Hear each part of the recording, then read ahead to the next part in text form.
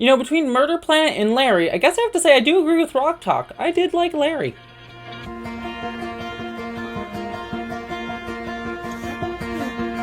Hello interwebs, it is time to review Star Trek Prodigy Season 1, Episode 5, Terra Firma. I kept wanting to say Terra Firma. I've actually recorded this intro like several times.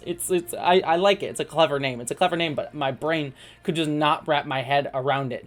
But regardless, let's do my spoiler-free thoughts up front. So if you haven't seen the episode, you can enjoy the spoiler-free thoughts, and then we'll get into spoilers in just a second. But I hate my hair. I'm a professional YouTuber. Beginning into spoiler-free, I have to say I'm really kind of upset that this is gonna ostensibly be our mid-season finale because we're not getting any new episodes until January. And I say I'm upset about that because this, I think, is the first episode of this series so far where I really just clicked with it and really fell in love with everything going on here. I've liked episodes before this, but this one just, I think, nailed the characters and the character dynamics and actually just started to actually get me to emotionally invest in these characters and their relationships with each other. There's a few distinct moments in this episode where I was like, oh, that actually is starting to hit me in the feels, and I think I haven't really felt that other than with the character of Rock Talk, and then also Murph, because Murph is adorable, and I'm just gonna emotionally invest in anything that's adorable like that. But other than Rock Talk, I haven't really clicked with any of these characters too much until right now, and there are just so many scenes in this episode that I just thought were just really, really well written and really, really well done and really got me, just hit me hard. I'm like, oh, I care about these characters now. And while there are still a few frustrating things here and there, I think specifically with Dahl, I know a lot of people, myself included, have been frustrated with his arrogance that's shown up, and I know that that's sort of the arc that they're planning to take the character on, that he's going to become less selfish and more selfless, as a true captain should, and I know that they need to heighten that to have a good starting place, but I know a lot of people have been frustrated at moments where he just felt so over the top in a lot of cases, where I've been less down on him because I've understood where he's coming from, and being sort of an outcast and having this aversion to authority for understandable reasons, being that he was literally forced into slave labor, essentially.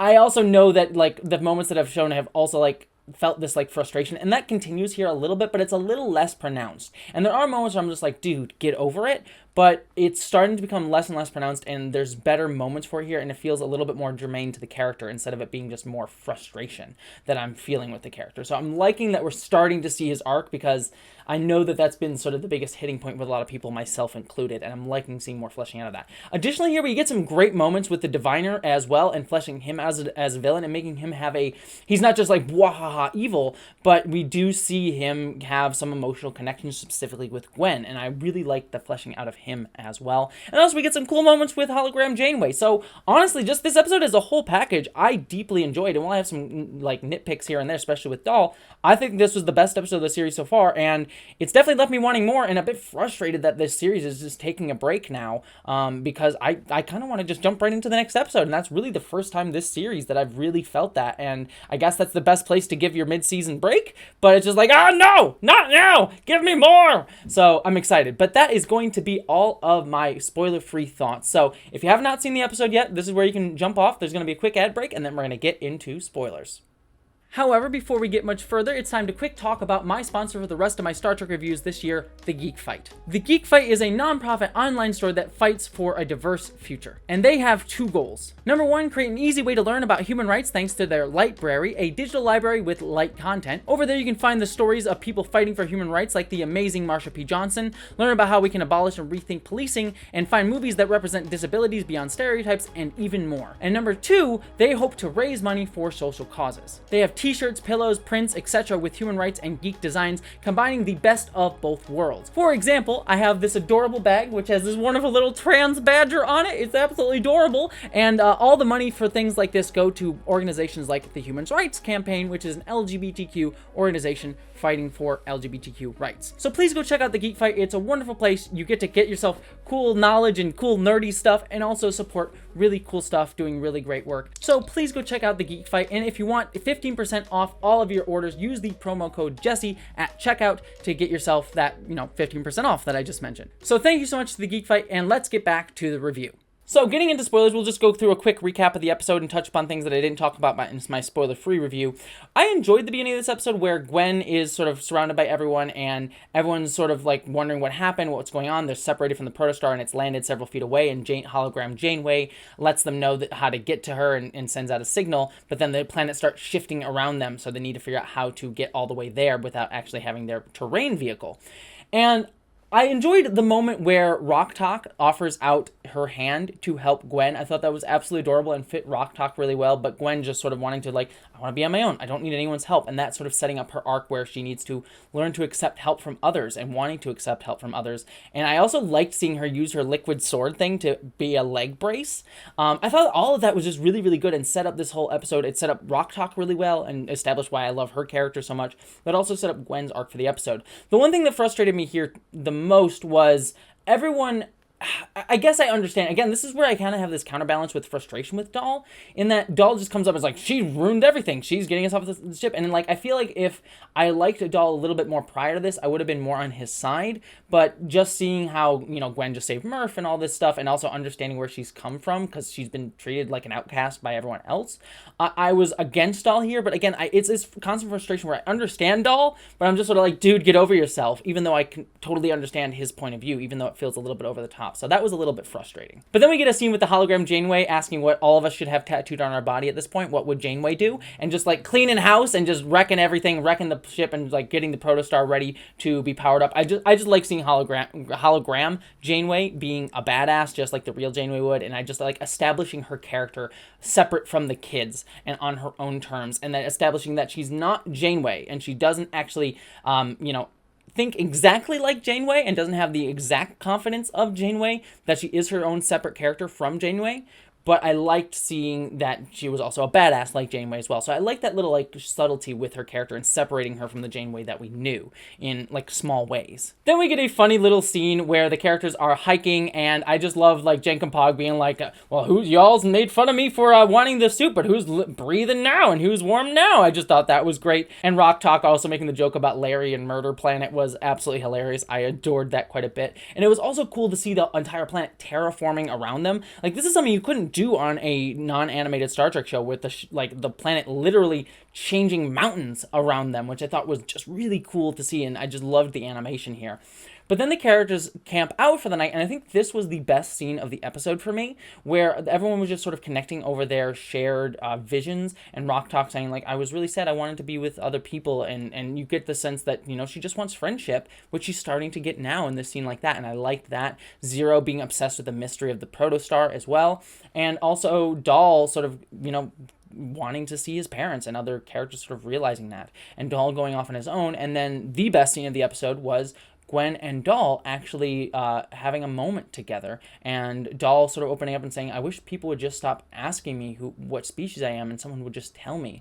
And I like that he feels like, because people keep asking him, he just makes up stuff even though he doesn't know anything. And I like that moment with his character, and I like Gwen reciprocating that, saying that the liquid sword, this thing that I think is so cool about her, is her one gift from the diviner, and she cherishes it because it's the one time he showed affection for her. And it wasn't like explicitly stated like right out, but you got that sense that she just wishes she could be close to the diviner in a way that he's never really shown her. And I thought that was really cool, and it pays off brilliantly towards the end of the episode. And it seems like this that I'm really hoping the show does more of, because these moments are what sell me on the show and these characters and really make me invest in it. And it's when they do these moments right, I really love it. And this showed me that the show is on the right path to getting there, and I just really loved it. But then the crew learns that they can navigate by stars, which is a cool little, teaching kids that sort of thing within this show. And then they stumble across the real Deadlock, who is there with the diviner to capture the Protostar, which was pretty badass and scary moment, especially when Jacob's like, oh, Murder Planet, you got me. It's like, nope, he's real. That was a lot of fun. And so Gwen steps up and tries to protect them after, it's revealed that Gwen was the one that betrayed them, and let the diviner know where the Protostar was. And so I liked her stepping up here and, her saving the crew, and them splitting up and going their separate ways, but then coming back together, and Dahl being like, don't you know what splitting up means? And then them having essentially a Lord of the Rings moment. It just reminded me of Fellowship of the Ring, where the Frodo and the hobbits are like underneath the tree, and you have the ring wraith sort of reaching over. It just reminded me of that exact moment there. I think it was clearly meant to evoke that. I don't think they could not have been evoking that in that scene, because it was just so clearly just that scene done, and it was suitably creepy. I will say there was one frustrating moment earlier in the episode where Dahl says, oh, we're not going to go back to save her. She made her choice. Again, it was just that moment of like, come on, man, you just connected with her. And I like that he was the one that ended up saving her at the end of the episode, and she used her Protostar, her liquid sword, in order to get rescued. I thought that was great, and I almost just could have done without the line where Dahl says, oh, we don't need to go back and save her. It just made me hate him a little bit in that moment, and I feel like it just pays off better if he's the one that saves her in the end. So it was just like digging into a cut and a little bit of a wound of like, I don't like Dahl for these reasons, and you just touched upon it really briefly there. But ultimately it came back around to me liking Dahl at the end, but it was just a little bit of like, I could have done without that line. But then we get Gwen starting to get overcome by the vines, and the diviner coming down as well. And this was another great scene, but it had me a little bit confused at first, because I thought like, oh, when did Gwen get that close to the Protostar? Were they that close to the Protostar the entire time? Because the diviner has to choose between saving Gwen and saving the Protostar. And what I really liked about this moment, besides my confusion on the geography of everything, I initially thought that Gwen wasn't the real one, and the Gwen being killed was the diviner's desire. But it turns out the Protostar was the diviner's desire, and he chooses over Gwen to go for the Protostar. And so there was a nice little bait and switch in a few different things here, namely that his desire was the Protostar, and not his fear was Gwen, and that Gwen was real in that moment. And I like that he had this definitive conflict. Like, I would have, like, if there was just a true evil villain, he would have been like, screw you, Gwen, I'm gonna go and save the ship. But I like this moment where he really thought about it. And he chose wrong. He chose to go save the ship and not his progeny. But you saw that he did care about it. And it still makes him villainous, but it adds layers of gray to his villainy, and that he's not just a mustache-twirling evil person who doesn't care about anyone, but that he just has things that he cares about more than his own family. And so I thought that was just a really great moment, and really started to flesh out the diviner as a nuanced villain. And I thought that was awesome. And then the reveal that the Protostar wasn't actually there, which again fixed my problems with the geography, because I was very confused for a moment. But then there's this nice reveal where the Prodigy Protostar opens, and it turns out that it's Dahl that got to the ship first.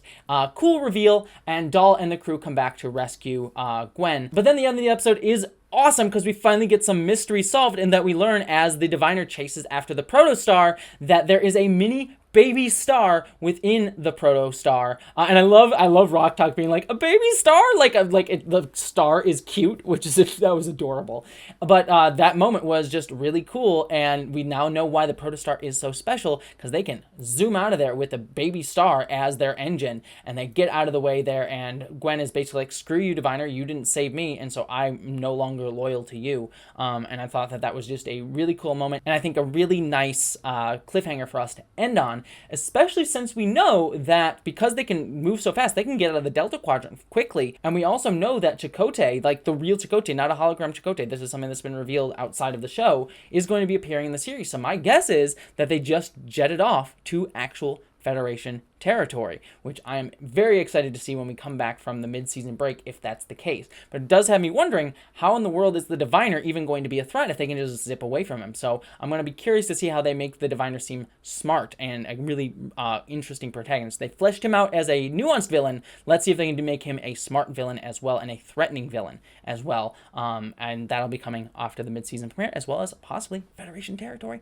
and some good old Federation cameos, which I'm here for. But unfortunately, we have to wait a few weeks until that's the case. But that doesn't mean there's not still Star Trek, because if you want my Star Trek Discovery reviews, because Star Trek Discovery Season 4 also premiered this day, I was going to say this evening, but today, Thursday. And so if you want those reviews, those are actually up on my other channel. I'll be reviewing every episode of Star Trek Discovery on my main channel, so you can find the link down below to my main channel. That review should be up at the same time as this one, so if you want my Star Trek Discovery review, it's over there. But regardless, don't forget to subscribe to this channel and that channel for all of my reviews. And beyond that, thank you so much for watching. I hope that you, as always, live long and prosper.